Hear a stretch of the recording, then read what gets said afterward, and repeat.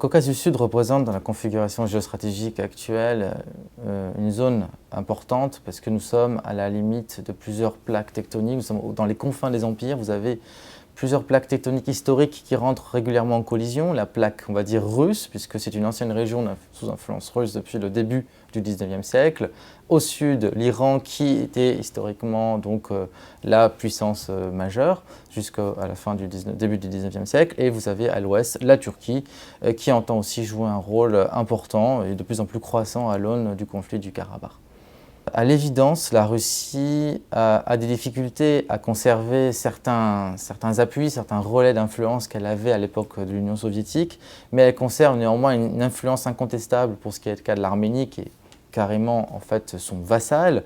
Elle a pu grignoter des territoires à la Géorgie avec l'Abkhazie et l'Ossétie du Sud, mais pour l'Azerbaïdjan c'est beaucoup plus compliqué puisqu'elle doit faire face aussi à l'entrée dans l'échiquier, dans ce précaré historiquement russe de la Turquie. Et on voit bien que ce qui se passe aujourd'hui à l'aune du conflit du Karabakh, c'est la répétition un petit peu d'un scénario qu'on a vu en Syrie, de condominium russo-turc, où la Russie doit quand même prendre en considération les revendications de la Turquie.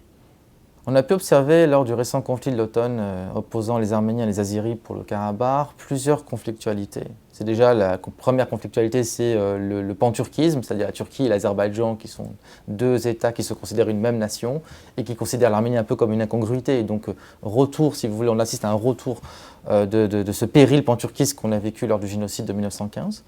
Vous avez un affrontement feutré, une rivalité feutrée russo-turque. Et ça, c'est quand même aussi une nouvelle donnée. Et vous avez aussi une conflictualité occidentale contre les Russes, avec l'OTAN qui soutient la Turquie.